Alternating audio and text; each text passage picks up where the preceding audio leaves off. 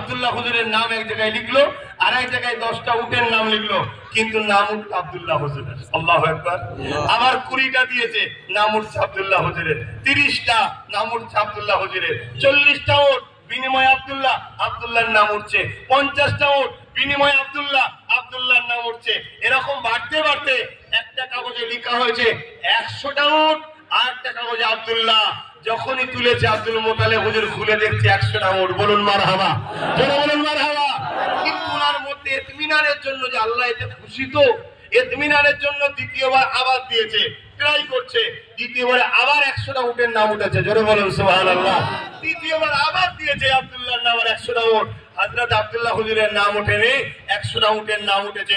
তখন তিনি শুকরিয়া করে আল্লাহকে সেজদা দিলেন যে আলহামদুলিল্লাহ, আল্লাহ আপনি আমাকে একটা রাস্তা দেখালেন, আমার বাচ্চার বিনিময়ে আমি এই 100 উটকে কুরবানি করে দিলাম, ওইখানে মান্নত আদায় করলাম। তো ভাইরা আমার রাসূলের পাক সাল্লাল্লাহু আলাইহি ওয়াসাল্লামের নূর মোবারক হযরত আব্দুল্লাহ হুজুরের পেশিনাতে রয়েছে। যে কথা বলতে যাচ্ছিলাম, ওই যে মহিলা বলেছিল যে আব্দুল্লাহ তুমি তো সেই আব্দুল্লাহ, তোমার বিনিময়ে 100 উটকে কুরবানি করা হয়েছে। তখন হযরত আব্দুল্লাহ হুজুর বললেন হ্যাঁ। তখন ওই মহিলা বলছে আমি তোমাকে 200 উট দেবো, এর বিনিময়ে তোমাকে আমাকে নেকাহ করতে হবে, বিয়ে করতে হবে। তখন হযরত আব্দুল্লাহ হুজুর একটা উত্তর দিয়েছিল, এটা আমার গার্জিয়ান, আমার আব্বা জানে। বিয়ের ব্যাপার কে জানে? ধরে বলো, গার্জিয়ান। কিন্তু আজ আমাদের বিয়ের ব্যাপারে গার্জিয়ান জানে? এটাই জন্য ধ্বংস, তো এই জন্য আমাদের সংসারে অশান্তি। তো গার্জিয়ান কখনো সন্তানের ক্ষতি করতে পারে না। বিশ্বাস রাখো, পৃথিবীতে এই দুটো মানুষ বিনা স্বার্থে তোমাকে ভালোবাসে, একটা হলো মা, আর একটা হলো তোমাকে তার থেকে বড় হক চায়, সেটা তোমার বাপ। এছাড়া পৃথিবীতে কেউ চায় না যে আমার থেকে কেউ বড় হোক। একমাত্র তোমার বাপ চাই যে আমার থেকে আমার ছেলে বড় হোক, আর বিনা স্বার্থে তোমার জন্য সবকিছু করে একমাত্র সেটা হলো তোমার মা। এছাড়া পৃথিবীতে সব বাপ স্বার্থের জন্য চলে। যা ওদিকে যাচ্ছি না, ও ওয়াজ করতে গেলে আরো 2 ঘন্টা সময় লেগে যাবে। তা আমি যে কথা বলতে চাইছি, এই সময়তে হযরত আব্দুল্লাহ হুজুর যে কথা বললেন চলে গেল, কথা বুঝে আসছে। কিছুদিন পরে হযরত আব্দুল্লাহ হুজুরের আব্বা আব্দুল মোতালেব হুজুর, আব্দে মুন্নাফের কন্যা হযরত আম্মা জান আমেনা হুজুর, সৌভাগিনী মা, পৃথিবীর শ্রেষ্ঠ নারী। মারে পৃথিবীতে কোটি কোটি মা এসছে, আপনার মতো মা পৃথিবীতে কেউ হয়নি। কেন? আপনি দোনোজাহানের সুলতানকে নিজের কোলে পেয়েছেন, জোরে বলুন সুবহানাল্লাহ। ভাইরা আমার, হযরত আমিনা হুজুরের সঙ্গে বিবাহ হয়ে গেল। বিবাহটা হয়ে যাওয়ার পর কয়েক সপ্তাহ পরে ওই আলেমা, ওই মহিলার সঙ্গে, ইহুদি মহিলার সঙ্গে আব্দুল্লাহ হুজুরের আরেকবার দেখা হয়েছে। আব্দুল্লাহ হুজুরকে দেখে মুখ ঘুরিয়ে চলে যাচ্ছে। হযরত আব্দুল্লাহ হুজুর বলে, আরে তুমি কিছুদিন আগে 200 উট দেবে বলেছিলে নেকাহ করার জন্য, আজকে কথা না বলে চলে যাচ্ছ, কি ব্যাপার? বলছে কিছুদিন আগে তোমার মধ্যে একটা জিনিস ছিল, ওটা নিবাস শখ ছিল, তোমার কি বিয়ে হয়ে গেছে? বলছে হ্যাঁ হয়ে গেছে। কার সাথে? বলছে আমেনার সাথে। সৌভাগ্যবান আমেনা হয়ে গেছে। আমি তোমায় বিয়ে করতে চেয়েছিলাম মোহাম্মদ রাসূলের মা হব বলে, জোরে বলুন সুবহানাল্লাহ। আরো জোরে বলুন সুবহানাল্লাহ। তো যাক, আমার রাসূল পাক সাল্লাল্লাহু আলাইহি সাল্লাম আমাদের আমেনার কোলে চলে, রেহেমে চলে এলো। কিন্তু আমরা মায়ের পেটে গেছি, এর জন্য বাপ মা উভয়কে নাপাক হতে হয়েছে। বেশি খুলে বলবো না, বাপের শরীরের রস মায়ের রেহেমে গেছে। আমার রাসূল পাক কিন্তু এইভাবে আসেনি। আমার রাসূল পাক এসেছেন ঠোঁটের বিনিময় দিয়ে। মনে রাখবেন, এই নিদর্শন আল্লাহ আমাদেরকে দেখাবে বলে এই পৃথিবীতে একটা পাখি রেখেছে, যার নাম হলো ময়ূর। এক ময়ূর যখন আর এক ময়ূরকে কিস করে, তখনই তাদের মধ্যে সন্তান জন্ম হয়। এটা আল্লাহ নিদর্শন দেখাচ্ছে। মনে রাখবেন, বাপ আদমের মাও ছিল না, আব্বাও ছিল না, আল্লাহ কুদরতি ক্ষমতায় তৈরি করেছে। ঈসা আলাইহিস সালামের আম্মা ছিল, আব্বা নাই, আল্লাহ তৈরি করেছে। এটাও মনে রাখবেন, হযরতে নবী উজাইর আলাইহিস সালামের সময়ে পাহাড় থেকে, পাথর থেকে আল্লাহ বড় উট তৈরি করেছে, এবং সেই উটের পেটেও বাচ্চাও ছিল। পরবর্তীতে বাচ্চা প্রসব হয়েছে, তার একটা বংশ বিস্তার হয়েছে, জোরে বলুন সুবহানাল্লাহ। এটা ইতিহাস বলছি, গল্প বলছি না, আমি গল্প বলছি না। ওই কোন কারো শুনে গাঁজা খাওয়া ইতিহাস শোনাতে এসেছি আপনাদের। 25টা বছর ধরে বড় বড় কিতাব মাথায় করে বয়ে বয়ে এলেম অর্জন করেছি। 45টার উপরে উস্তাদের কাছে বসে শিখেছি, তারপর আপনাকে শোনাতে এসেছি। আর যে কথাগুলো বলছি, পৃথিবীর প্রত্যেকটা ভাষাতে আমার নবীর জীবনী লেখা আছে। পৃথিবীতে এই একটা মানুষ, এই একজন ব্যক্তি, যিনি শুরু থেকে নিয়ে শেষ পর্যন্ত প্রত্যেকটা সেকেন্ডের, প্রত্যেকটা টাইমের, প্রত্যেকটা সময়ের জীবনী লিপিবদ্ধ করা আছে। কেননা মহান সৃষ্টিকর্তা তিনাকে মানুষ জাতির জন্য মডেল করে পাঠিয়েছে, জোরে বলুন সুবহানাল্লাহ। বাকি পৃথিবীতে কারো শুরু থেকে নিয়ে শেষ পর্যন্ত জীবনী নাই। কথা মাথায় ঢুকছে না, ঢোকে না? হ্যাঁ, 3-4 পৃষ্ঠা 3-4টে বিষয়ের উপরে থাকতে পারে, শুরু থেকে কারো নাই। মনে রাখবেন, প্রতিটা সেকেন্ড, প্রতিটা টাইম রসুল কিভাবে খেতেন, নবী কিভাবে শুতেন, নবী খাবার আগে কি খেতেন, খাবার পরে কি খেতেন, কতটা খেতেন, পানি কখন খেতেন, পানি কিভাবে খেতেন, পট ঢোকে খেতেন, নিঃশ্বাস কিভাবে টানতেন, নিঃশ্বাস কিভাবে ফেলতেন, কথা কিভাবে বলতেন, কিভাবে মানুষের সঙ্গে মুসাফা করতেন, কিভাবে মানুষের সঙ্গে দেখা করতেন, কিভাবে মানুষের সঙ্গে যেতেন, বাজারে কিভাবে যেতেন, কারবারের সঙ্গে মানুষের সঙ্গে কিভাবে কথা বলতেন, টোটাল লাইফ, স্ত্রীদের সঙ্গে কিভাবে সংসার করেছে, কিভাবে তাদের সঙ্গে ভালোবাসা মর্যাদা দেখিয়েছে, কিভাবে তাদের সঙ্গে জীবন যাপন করেছে, টোটাল লাইফ স্টাইল রসুলের লিপিবদ্ধ হয়ে আছে। কেন? তিনি আমাদের জন্য মডেল হয়ে এসেছে। জোরে বলুন সুবহানাল্লাহ। প্রত্যেকটা মানুষের জন্য তিনি মডেল। অতএব যারাই তিনাকে মেনেছে মডেল হিসাবে, তারা আদর্শবান হয়েছে। আমরা তো ওই জন্মসূত্রে মুসলমান হয়ে গেছি, এজন্য হবে না বাবা। রাসূলুল্লাহকে মেনে তার আদর্শকে মডেল করে নিয়ে চলুন, দুনিয়াতেও ইজ্জত আলা হবে, যা হারিয়ে গেছে সব ফিরে পাবেন, আখিরাতেও শান্তি ওয়ালা জান্নাত পাবেন। জোরে বলুন সুবহানাল্লাহ। ভাইরা আমার, আর বাড়াতে পারছি না, তারপরেও শুনে রেখে দেন, হযরত আব্দুল্লাহ হুজুরের পিছিনা থেকে মা আম্মা আমিনা হুজুরের গর্ভে আমার রাসূল পাক সাল্লাল্লাহু আলাইহি ওয়াসাল্লাম চলে এলেন। পৃথিবীর প্রত্যেকটা ডাক্তারের একটাই কথা, কারো যদি পিরিয়ড চালু থাকে তার মানে তার গর্ভে সন্তান নেই, আর পিরিয়ড যদি সন্তান থাকা অবস্থায় চালু হয়ে যায় এর মানে সন্তান মারা যাবে, বাঁচবে না। কিন্তু আমার আম্মা জান আমিনা বলতে লেগেছে, আমার মুহাম্মদ রাসূল যখন আমার গর্ভে ছিল কোনো দিনের জন্য আমার মাসের পিরিয়ড বন্ধ হয় না। কেন বন্ধ হয়ে যায় আমার তোমার আম্মার? কেন তোমার আমার নাভির সাথে মায়ের নাভির কানেকশন করে ওই অপবিত্র রক্তটা তোমার আমার শরীরে দিয়েছে, কিন্তু আমার রাসূলুল্লাহ হলেন নূর ওয়ালা মানুষ, তাই নূরের নবীর শরীরে আল্লাহ এই অপবিত্র রক্তটা দেয়নি, তাই মাসে মাসে ক্লিয়ার হয়ে যেত। রাসূল কিন্তু বড় হচ্ছে, তুমি আমি মায়ের পেটে ছিলাম, মায়ের পেট আস্তে আস্তে বাড়তে লেগেছে। আম্মা আমিনা বলছে 7 মাস হয়ে যায়, 8 মাস হয়ে যায়, সবাই বলে সন্তান আছে, কিন্তু পেটে বড় হচ্ছে না কেন? কি করে বড় হবে? ভারী লাগছে না কেন? কি করে ভারী লাগবে? কেন তুমি আমি হাড় গোস্ত সব নিয়ে বসে আছি, আর আমার রাসূল পাক সাল্লাল্লাহু আলাইহি ওয়াসাল্লাম নূর নূর নূর নূর কখনো ভারী দেয় না। জোরে বলুন সুবহানাল্লাহ, আরো জোরে বলুন সুবহানাল্লাহ। রবিউল আউয়াল এসে গেল, যে রাত্রিরে শবে সাদেকের সময় রাসূল আসবে, সেই আগে রাত্রিরে আম্মা জান আমিনা বলছে, আমার ঘরকে আলোকিত করে 3 জন জান্নাতি হুর চলে এলো, তাদের সুন্দর চেহারা দেখে আমি বলতে লাগলাম তোমরা কারা? তারা বলতে লাগলো আমিনা, আপনার বাচ্চা আসবেন, দোজাহানের সুলতান আসবেন, রাসূলদের নবী আসবেন, রাসূলদের রাসূল আসছেন, সাইয়্যিদুল মুরসালিন আসছেন, আল্লাহর বন্ধু আসছেন, তাই আপনার কোনো কষ্ট না হয় সেবা করার জন্য আল্লাহ জান্নাত থেকে আমাদেরকে পাঠিয়েছে। আরো ইতিহাসের মধ্যে আছে, হযরত ঈসা নবীর আম্মা এসেছিলেন, হযরতে কি বলে আসিয়া আম্মা জান এসেছিলেন, যে ফেরাউনের স্ত্রী ছিল, কিন্তু ফেরাউন বেঈমান ছিল, আম্মা আসিয়া মুমিন ছিল, তাই আম্মা জান আসিয়াও তিনি এসেছিলেন। এই শুনে রেখে দেন, এই সময়তে আমার রাসূল পাক সাল্লাল্লাহু আলাইহি সাল্লাম তিনার আসার সময় হচ্ছে। আমরা যখন দুনিয়ায় এসেছি, সে যেই হোক, আমার দেশের প্রাইম মিনিস্টার হোক, আর আমার রাজ্যের সিএম হোক, আর আব্বাস সিদ্দিকী হোক, আব্বাস সিদ্দিকীর বাপ হোক, আর তোমরা হোক, তোমাদের বাপ হোক, যখন দুনিয়া এসেছিলে পাড়ার সবাই জেনে গিয়েছিল, হ্যাঁ একজন আসছে, মায়ের চিৎকার, মায়ের চেঁচামেচি, কাঁদার যন্ত্রণা, কষ্টতে সব জেনে গিয়েছিল। কিন্তু আম্মা আমিনা বলছে বাচ্চা আসার সময় হচ্ছে, কোনো যন্ত্রণা নেই, কোনো ব্যথা নেই। ডাক্তার বলছে ব্যথা না উঠলে বাচ্চা মারা যাবে, ইনজেকশন দিয়ে ব্যথা বাড়া, এই বাচ্চা আসবে না। কিন্তু আমার রাসূল আসছে, রহমতের নবী আসছে, মা আমিনাকে কোনো কষ্ট দেয় না। আম্মা বললে এর মধ্যেই কখন আমার চোখ জুড়ে গেল, আমি ঘুমিয়ে পড়লাম, হঠাৎ করে শরীর ঝাঁকুনি হলো, চোখ খুললো, আমার ঘর আলোকিত, চেয়ে দেখি আমার ডান পাশে নূর শুয়ে আছে। জোরে বলুন সুবহানাল্লাহ, সুবহানাল্লাহ।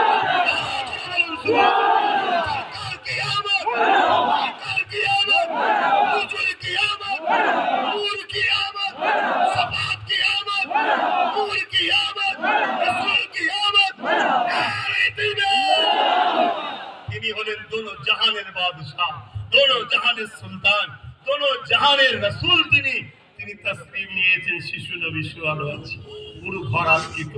আম্মা আমিনা দেখে হাসছে। শুনছেন, আমরা যখন এসেছিলাম রক্ত বাহির হয় মায়েদের, জানেন তো নাকি? নাপাক হয়ে যায়। আম্মা আমিনা অবাক হয়ে যাচ্ছে, আমার রক্ত বাহির হয়নি, নাপাকও হয়নি। জোরে বলুন সুবহানাল্লাহ। নূর এসেছে। কে এসেছে? জোরে বলুন, জোরে বলুন। আমার নবী হলেন নূর ওয়ালা বাশার, নূর ওয়ালা বাশার। মনে রাখবেন, এই বিষয়ে যদি কারো আপত্তি থাকে সময় একদিন দেবেন। আমার রাসূলের নূর নিয়ে কোরআন হাদিস থেকে অনেক প্রমাণ আছে, সব বলে দিয়ে যাবো। দেখ আমি যেটা এখন বলতে চাইছি, আম্মাজান আমিনা বলছেন আমার রাসূলের নূরে এত আলোকিত, মাগরিব থেকে মাশরিক পুরো পৃথিবী আলোকিত হয়ে গেছে। জোরে বলুন সুবহানাল্লাহ। আমার নবী আসলে আমরা খুশি না বেজা? একে বলা হয় ঈদে মিলাদুন নবী। একে কি বলা হয়? ঈদে মিলাদুন নবী। আপনারা ঈদুল ফিতরে সকলকে ঈদ মোবারকবাদ দেন, ঈদুল আজহার ঈদ মোবারক দেন। এবছরে এই যে ঈদের নবী দিবসের ঈদে আপনারা ঈদ মোবারক দিয়েছেন সবাইকে? হ্যাঁ দিয়েছেন। আমি একবার আপনাদের দিচ্ছি ঈদ মোবারক, আপনারা আমাকে ঈদ মোবারক দেন। সবাই একে অপরকে ঈদ মোবারক দেবেন। আপনারা অন্যান্য ঈদে কি করেন? সকাল সকাল ওঠেন, গোসল করেন, নতুন কাপড় পরেন। আজকে পরেন না কেন বলেন? আমি একদম টাটকা কালকে তৈরি করে মানে দিয়েছি, নতুন জামা নতুন পায়জামা পরেছি। ঈদ তো খুশি, অন্যজনের খুশি অন্যজনের খুশি, আমাদের খুশির মধ্যে পার্থক্য আছে। আমরা খুশি ওইভাবে করবো যেভাবে সাহাবা হুজুররা করে, যেভাবে ওলিয়া উলিয়ারা করে, ঠিক তো নাকি?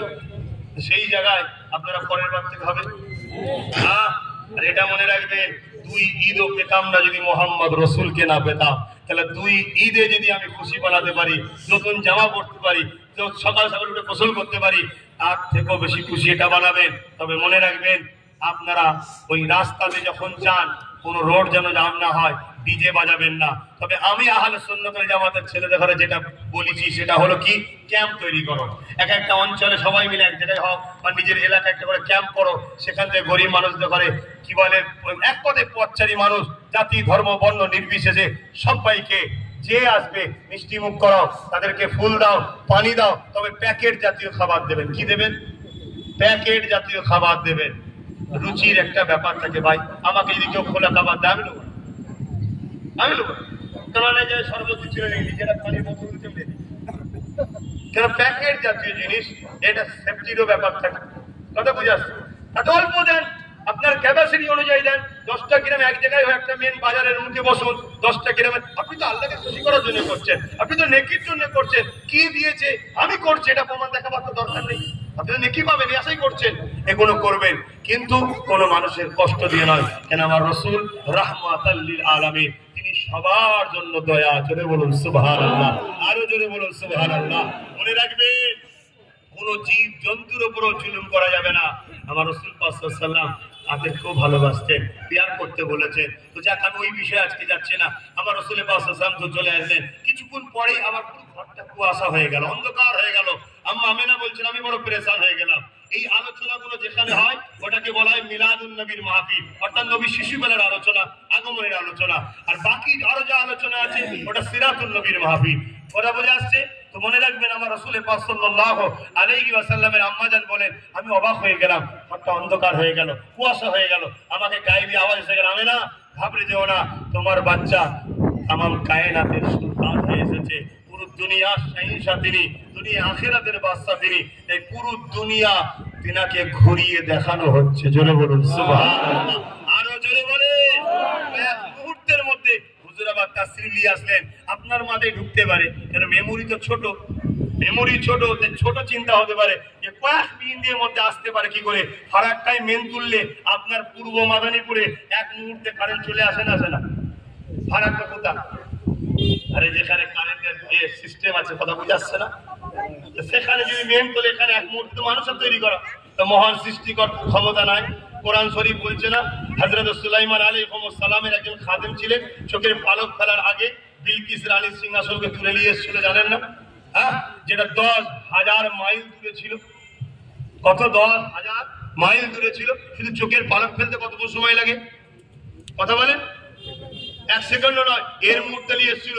এটা ছোট মেমোরিতে ধরার ব্যাপার নয়, এটা হলো আল্লাহর ক্ষমতার উপরে বিশ্বাসের ব্যাপার। জোরে বলুন সুবহানাল্লাহ, আরো জোরে বলুন সুবহানাল্লাহ। আপনি নিজের দিকে তাকান না, আপনার চোখের মধ্যে কি আছে? নূর আছে, জ্যোতি, লাইট, তাই তো নাকি? ডাক্তারকে কি বলেন, আমার চোখের জ্যোতিটা কমে যাচ্ছে, বলেন তো নাকি? ওই জ্যোতির আরবি কি? নূর। ইংলিশ কি? লাইট। আপনি এক মুহূর্তে জমিনের দিকে তাকিয়ে আছেন, এক মুহূর্তে তাকান আসমান, আসমানটা কত? এক মুহূর্তে গেল কি করে? কে তৈরি করেছে? সেই আল্লাহ আমার নবীকে এক মুহূর্তে তামাম কায়নাত ঘুরিয়ে আমার আম্মা আমিনার কোলে ফিরিয়ে দিয়েছে। জোরে বলুন সুবহানাল্লাহ। আলোচনা শেষ নেই, অনেক আলোচনা আছে, এতটুকু বলবো। আজ থেকে শিক্ষা নেয়, বাকি জীবন যতদিন বাঁচবেন আমার রাসূল পাক সাল্লাল্লাহু আলাইহি ওয়াসাল্লামের আদর্শ জীবন করবেন। আল্লাহর নবী মানুষ্য জাতিকে ভালোবাসতে বলেছে, মানুষ্য জাতির সঙ্গে মানুষ হিসেবে মিশতে বলেছে। ধর্ম যার যার হৃদয়ে দেশ সবার, তাই সবাই মিলে জাতি ধর্ম বর্ণ নির্বিশেষে একে অপরে মানুষ আমরা সবাই মিলেমিশে থাকবে, মিলেমিশে চলবে। যে যার ধর্ম করবে, যে যার উৎসব করবে, কারো ধর্ম নিয়ে কারো উৎসব নিয়ে কখনো ক্রিটিসাইজ করবেন না। কেন রাসূলের পাক সাল্লাল্লাহু আলাইহি ওয়াসাল্লাম নিষেধ করেছে। নবী বলেছেন, তুমি যদি কারো ধর্মকে আঘাত দাও, কারো যদি পছন্দকে আঘাত দাও, সে তোমার আল্লাহকে আঘাত দেবে। এই তুমি তোমার টালে থাকো, সে কি করছে না করছে তোমার দেখার দরকার নেই। জবাব তার কাছ থেকে তিনি নেবে, যিনি তোমার কাছ থেকেও নেবে। মনে রেখে দিও, মানবতা হচ্ছে সবচেয়ে বড় জিনিস। আমার রাসূলের পাক সাল্লাল্লাহু আলাইহি সাল্লামের জীবনের একটা ছোট্ট আদর্শের কথা বলে যাচ্ছি। এক লড়াইতে আমার নবী পাককে মারতে এসেছে দুশমনেরা হাজার হাজার, কিন্তু মরুভূমি এলাকা, পানির অভাবের জন্য তারা পিপাসায় অনেকে মারা যাচ্ছে, ছটফট করছে। তাদের সর্দার দুজনকে ডেকে বলল, যাও মুহাম্মাদের কাছে যাও, যে বলো পানি চেয়েছে। ওই সময় সেই তাদের সর্দারের কথা শুনে ওই দুজন সৈনিক বলল, আরে আমরা তো মুহাম্মদ রাসূলকে মারতে এসেছি, সে কখন আমাদেরকে পানি দেয়? ধরা ফেললে তো আমাদেরকে মেরে দেবে। তখন সেই সর্দার বলছে, না, আমরা শিশুবেলা থেকে 40 বছর পর্যন্ত মুহাম্মদ রাসূলকে দেখেছি, কোনোদিন কারো ক্ষতি চায় না, কারো কষ্ট দেখলে চুপ থাকে না, মানুষকে ভালোবাসে, সাহায্য করে, মানুষের সুখে দুঃখে সাথ দেয়। আমার বিশ্বাস তুমি যাও, মুহাম্মদ রাসূল দুশমন হলেও পানি দেবে। তাই তারা দুজন এসেছে ভয়ে ভয়ে কাঁপতে কাঁপতে, এসে বলছে, আমরা দুশমনের পক্ষ থেকে এসেছি, সর্দার পাঠিয়েছি, পানি চাইছি, পানি নাই, মারা যাচ্ছি। সাহাবা হুজুররা বললেন, ইয়া রাসূলুল্লাহ, হাবিবাল্লাহ, এই একটা সুযোগ, আমাদেরকে লড়াই করতে হবে না, ওরা পানির চোটে এমনি মারা যাবে। আল্লাহর নবী বললেন, না গো বাবা, আহারে আল্লাহর সৃষ্টি পানি পাবে না, এটা কি করে হতে পারে? দাও বাবা, পানি দাও, পানি দাও, পানি দাও, পানি দাও, পানি দাও। এই আদর্শ দেখে তারা দুজন পানি পৌঁছে দিয়ে আবার পুনরায় ফিরে চলে আসছে। সর্দার জিজ্ঞেস করছে, যাচ্ছিস কোথা? আরে যাচ্ছি তিনার কাছে, যিনি দুশমনকে পানি পান করায়, তার সাথে দুশমনি রাখা আমার কখনো মানবতা বলে না। তাই আজ থেকে মুহাম্মাদের গোলামি হতে করতে যাচ্ছি। যারা বলেন সুবহানাল্লাহ। আপনারা খামোশ খান, আপনারা ধৈর্য ধরুন, আপনারা মানুষকে ভালোবাসেন, মানুষের সঙ্গে বন্ধুত্ব করেন, মানুষের সুখে দুঃখে সাথ দেন, মানুষের শিক্ষা সুবিধা করুন, মানুষের অর্থনৈতিক সুবিধা করুন, মানুষ বিপদে পড়লে সাথ দেন। আজকে যারা বাদন নাচার মতো নাচছে, এদেরকে ভুল বুঝিয়ে রাখা হয়েছে। আমার বিশ্বাস, তোমরা যদি নবীর আখলাকে আখলাকিত হও, নবীর রঙে রঙিন হও, এরাও একদিন দলে দলে তোমার মোস্তফার প্রেমিক হতে বাধ্য হয়ে যাবে। যারা বলুন সুবহানাল্লাহ।